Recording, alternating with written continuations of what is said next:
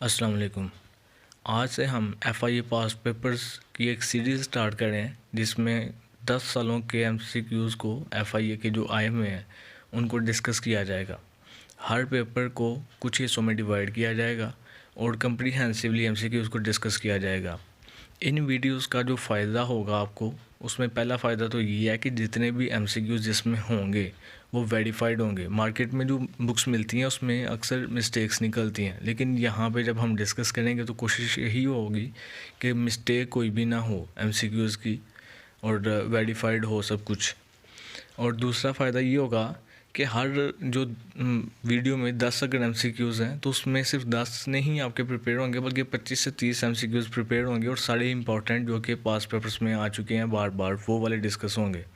और तीसरी बात ये है कि ये जो पेपर्स हैं FIA के, वो सिर्फ FIA के लिए ही नहीं फ़ायदेमंद होंगे, बल्कि वो MOD के लिए, PPSC के जितने पेपर्स होते हैं, पुलिस के या FPSC के अंदर जितने भी डिपार्टमेंट हैं, तो वन पेपर के हवाले से सारे पेपर्स पे ही ये MCQs अप्लाई होते हैं और सभी में ये बेनिफिशियल होंगे।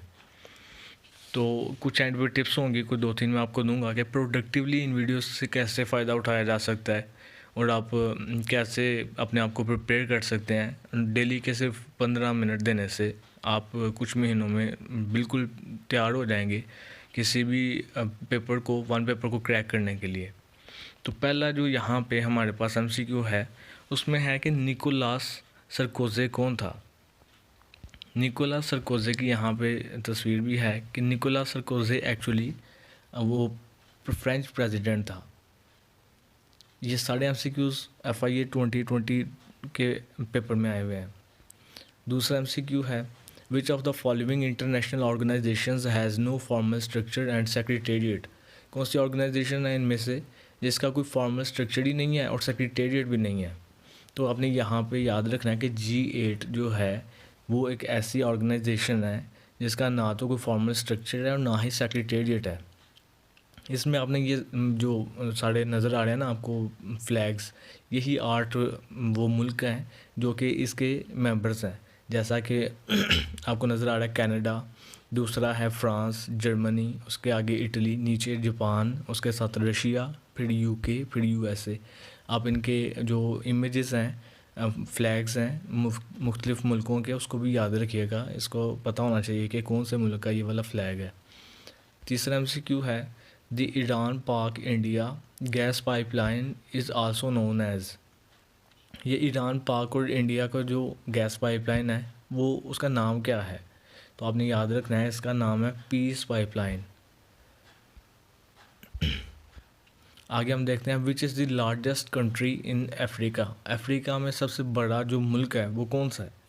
आपने यहाँ पे याद रखना है कि अगर आपसे पूछा जाए पॉपुलेशन के हवाले से, तो पॉपुलेशन के हवाले से नाइजीरिया है, लेकिन यहाँ पे उसने लार्जेस्ट कहा है तो वो आमतौर पे एरिया के कॉन्टेक्स्ट में ही समझा जाता है। जो सबसे बड़ा मुल्क है अफ्रीका में वो अल्जीरिया है, लेकिन अगर आपसे पूछा जाए कि पॉपुलेशन के हिसाब से कौन सा सबसे बड़ा है, तो आपने याद रखना है फिर ये नाइजीरिया है। ये सेकंड नंबर पे ये मैंने हाईलाइट किया है।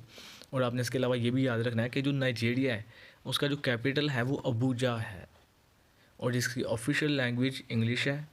और इसका जो हेड है गवर्नमेंट का और स्टेट का भी उसे हेड कह सकते हैं आप, वो है मोहम्मद बुहारी। उसके बाद first earth day was observed on April 20 in the year. कौन से साल में अर्थ डे को सबसे पहले मनाया गया था। आपने याद रखना है कि ये एक्चुअली 20 अप्रैल नहीं है, ये 22 अप्रैल को अर्थ डे मनाया जाता है और 1970 से ये स्टार्ट हुआ था इस डे को सेलिब्रेट करना। और उसके साथ ही ये एक इम्पॉर्टेंट MCQ है कि वाटर डे वो कब मनाया जाता है, तो वाटर डे 22 मार्च को मनाया जाता है हर साल। ये दोनों पेपर में आते हैं। Diamer Badshah dam has been planned on the river. कौन से रिवर पे दयामर बादशाह डैम है लोकेटेड है।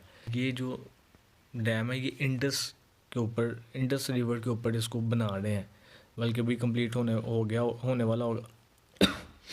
उसके अलावा आपने याद रखना है कि जो चिनाब है रिवर, उसके ऊपर जो डैम है वो बगली हार डैम है और जेहलम के ऊपर मंगला डैम।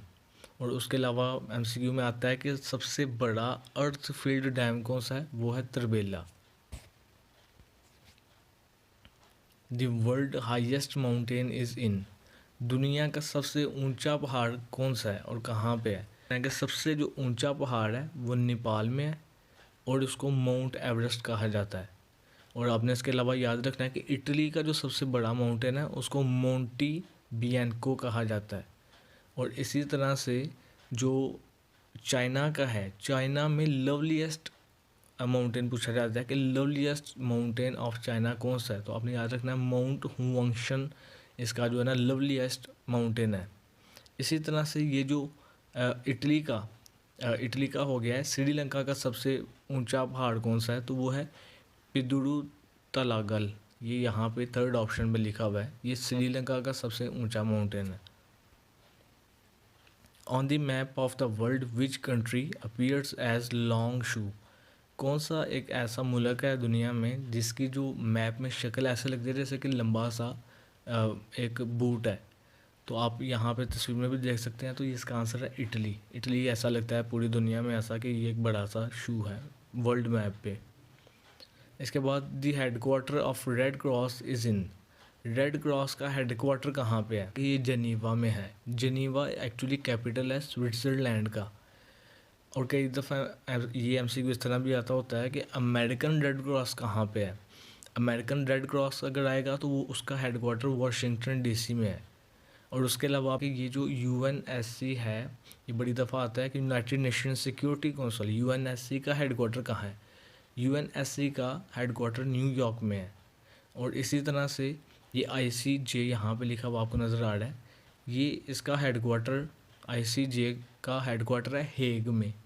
ये यहाँ पे साथ में थर्ड ऑप्शन आप देखें तो हेग में आईसीजे का हेडक्वार्टर है। और हेग जो है वो कैपिटल है नीदरलैंड का।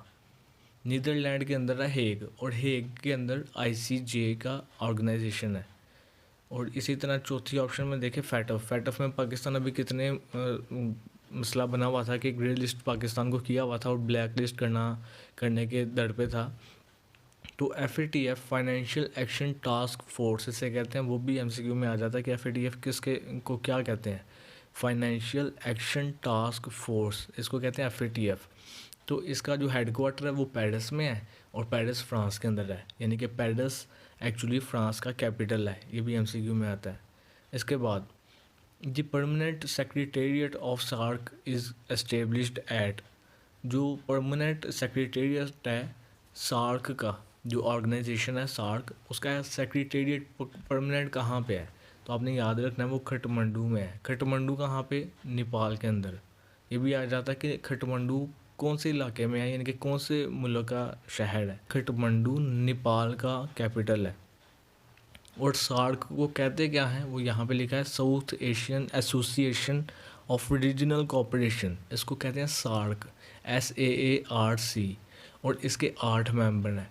8 मेंबर में कौन कौन से होते हैं? इंडिया, पाकिस्तान, बांग्लादेश, अफ़गानिस्तान, श्रीलंका, नेपाल, मालदीव्स और भूटान।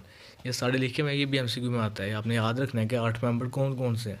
इसमें आमतौर पर बाकी सारे तो याद रह जाते हैं, लेकिन ये भूटान और मालदीव्स का समटाइम्स जिन से निकल जाता है, उसको याद रखना है। उसके बाद है world trade organisation was established in. World trade organisation को WTO भी लिखा होता है उन्होंने समटाइम। तो ये कहाँ पे इस्टेब्लिश की गई है? तो आपने याद रखना है कि एक तो ये जनीवा स्विट्ज़रलैंड में है और दूसरा ये कि 1995 में इसको इस्टेब्लिश किया गया था। 1 जनवरी 1995 में इसको इस्टेब्लिश किया गया था वर्ल्ड ट्रेड ऑर्गेनाइजेशन को।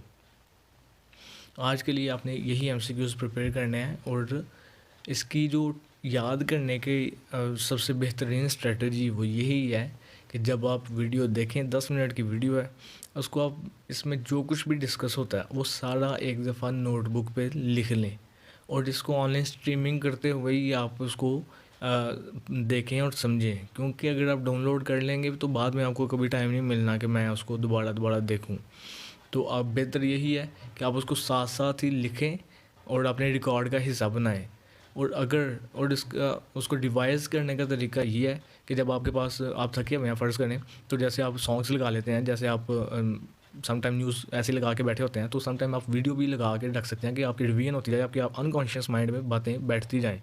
और उसके अलावा आप ट्रैवल करते हुए जो सॉन्ग्स सुनते हैं उसके बजाय आप हैंड फ्री में ये वीडियो दोबारा अगर देखें तो आपकी दोबारा रिवीजन होती रहेगी। और इस तरह से ये जो MCQs हैं 10 MCQs के अंदर टोटल तकरीबन 25 MCQs तो हैं ही हैं। तो 25 MCQs आपके वेरीफाइड आंसर्स के साथ और जो पास पेपर्स में बड़ी दफ़ा हैं और आने का आगे भी चांस है, तो वो आपके प्रिपेयर हो जाएंगे। ये टिप्स को फॉलो करेंगे तो आपकी तैयारी कुछ मंथ्स के अंदर काफ़ी ज़्यादा हो जाएगी और आपको इतना कोई सर भी नहीं खपाना पड़ेगा। और कुछ टाइम में सिर्फ डेली के 15 मिनट देने से आपकी अच्छी तैयारी हो जाएगी और आप वन पेपर को क्रैक करने के काबिल हो जाएंगे। Thank you so much.